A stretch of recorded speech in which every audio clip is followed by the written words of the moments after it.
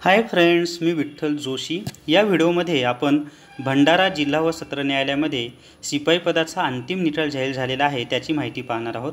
तत्पूर्वी तुम्ही जर विठ्ठल जोशी माझं चॅनल सबस्क्राइब केलं नसेल तर या व्हिडिओच्या खाली लाल कलरमध्ये असलेलं सबस्क्राइब हे बटन टच करा, म्हणजे विठ्ठल जोशी हे माझं चॅनल सबस्क्राइब होईल आणि माझे नवीन येणारे इतरही व्हिडिओ तुम्हाला पाहता येतील। तर आत्ताच भंडारा जिल्हा व सत्र न्यायालयाचा शिपाई पदाचा निकाल जाहीर झालेला आहे आणि एकूण 60 विद्यार्थ्यांची त्यांनी निवड केलेली आहे। तुम्हाला हा निकाल पाहायचा असेल तर भंडारा जिल्हा व सत्र न्यायालयाच्या वेबसाईटवर तुम्हाला हा निकाल पाहता येईल। तसेच टेलिग्राम चॅनलमध्ये विठ्ठल जोशी हे चॅनल सबस्क्राइब करा, त्याच्यावर सुद्धा याची PDF मी अवेलेबल करून दिलेली आहे। सर्वप्रथम या 60 विद्यार्थ्यांचं मनापासून अभिनंदन आणि भावी वाटचालीसाठी शुभेच्छा।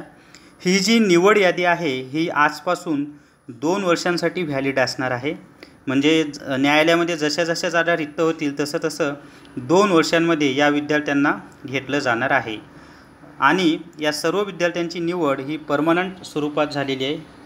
ॲडहॉक पद्धतीनं कोणाची निवड करण्यात आलेली नाही।